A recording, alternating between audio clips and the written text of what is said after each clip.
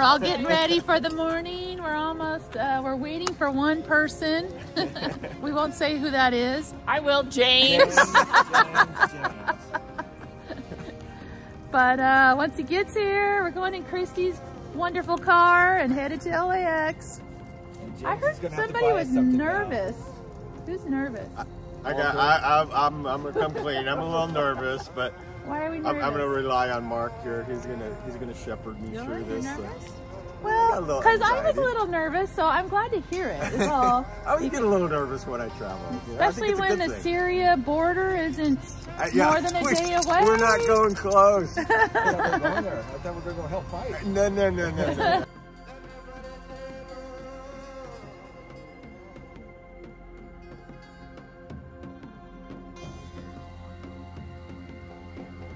All right, we made it to the airport. Now we're trying to figure out where is our flight at.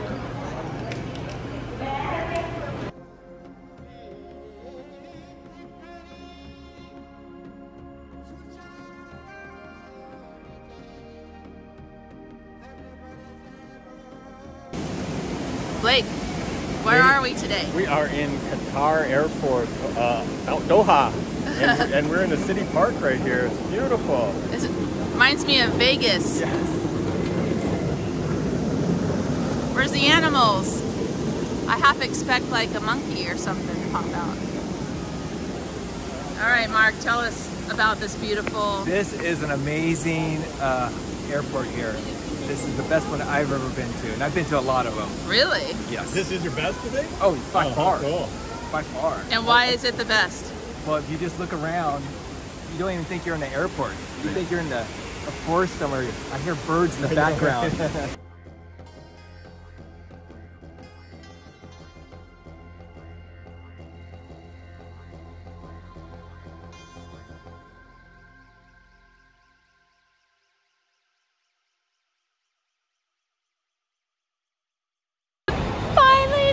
To Jordan! We finally made it to Jordan!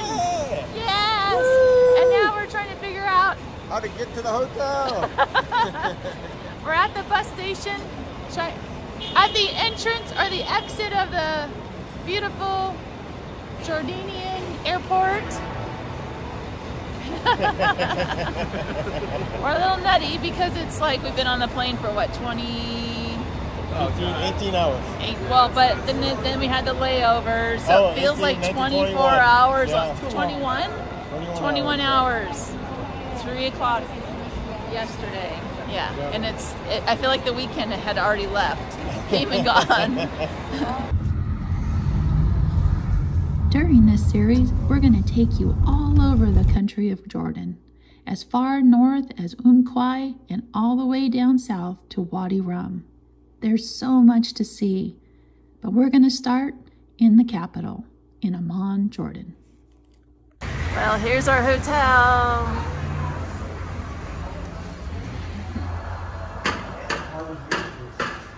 Aurora looks bushed. So we got a little bit of a surprise in our hotel room. It's okay, but you know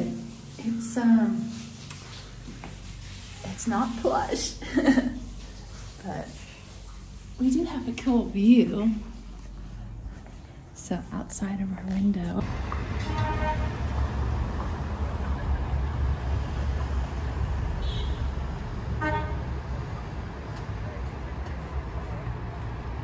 Buzz in town of Amman.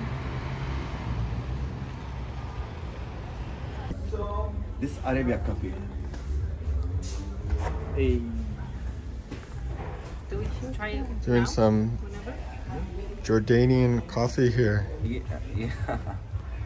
Can't try this one. Arabic. This one. Other than the amazing landscape, the people of Jordan have really surprised me. I was not expecting such a warm welcome everywhere we went. Even while living in impoverished conditions, these people on average were happy, ambitious, and funny, and such a delight to experience. Therefore, this episode will focus mainly on the people of Amman, rather than our experience. So, who are the Ammonites, as they were once called?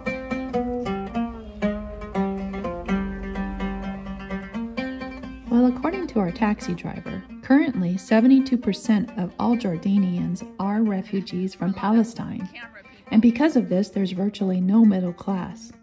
However, if you look back in time, Ammon has been overcome by the outside world over and over again, even as far back as 2500 BC.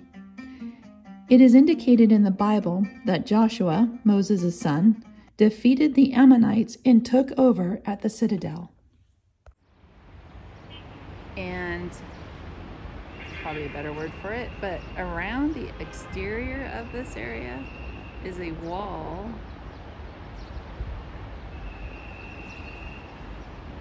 We're going to go up there next, but that is a wall to help keep the enemies out of this area as part of their defense for the city. The area of the Citadel dates back as far as the Bronze Age. It was during this period that it was fortified around 1800 BC. Many influences from the Iron Age, Roman, Byzantine, and Muslim are found throughout the site. But the biggest influence, as usual, is from the Roman era. It was even during this time when they changed the city name to Philadelphia.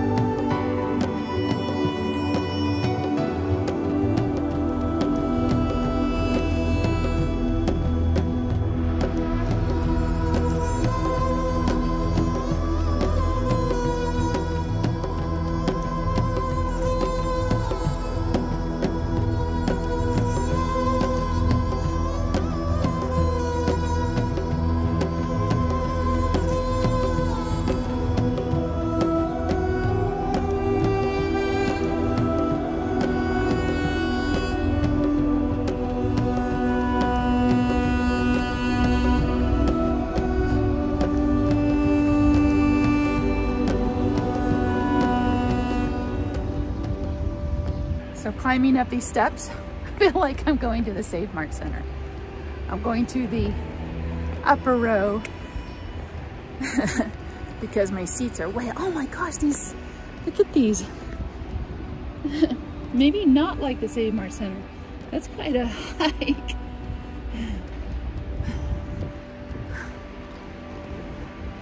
I mean, if somebody was disabled, this would not be ADA accessible. Save Mart Center, nice, big, plenty of seats. Soroyan Theater. So funny,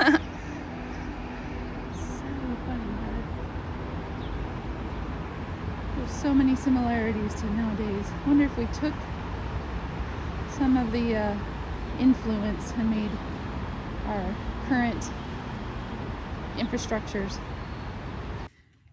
It wasn't until the early 7th century that the area of modern Jordan became integrated into the new Arabic Islamic Umayyad Empire, which was the first Muslim dynasty, and it ruled much of the Middle East from 661 till 750 CE.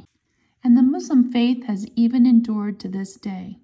As for Amman itself, it went through a period of ruins, settlements, refugee camps, and small villages until the early 1900s, when it began its big boom. And then in 1946, Jordan gained independence and became officially known in the Arabic as the Hashemite Kingdom of Jordan. The country captured the West Bank during the 1948 Arab-Israeli War and annexed it until it was lost to Israel in 1967. But that didn't slow the Jordanians down one bit. Between 1982 and 89, the King Abdullah Mosque was built, beneath which 3,000 Muslims may offer prayer each day. All right. So there's a little bit of unfairness. The women have to put these outfits on while the men get to wear whatever they want.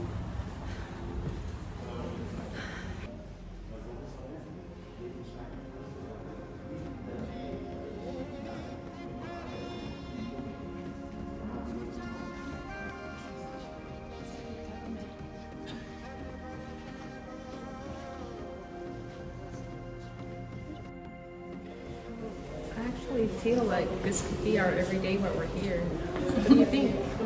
Oh, it totally goes. Yes, with our backpacks and everything. With the backpack. You fit in now. Well, that includes our episode on the Jordanian people of Amman and all of its rich history. Join us in our next episode as we travel south to the World Heritage Site of Petra, where we'll travel through some canyons to one of the most magnificent carvings of the Nabatean people, and even get a chance to ride a camel through history all the way to the treasury. So join us on our next episode of Exploring Jordan.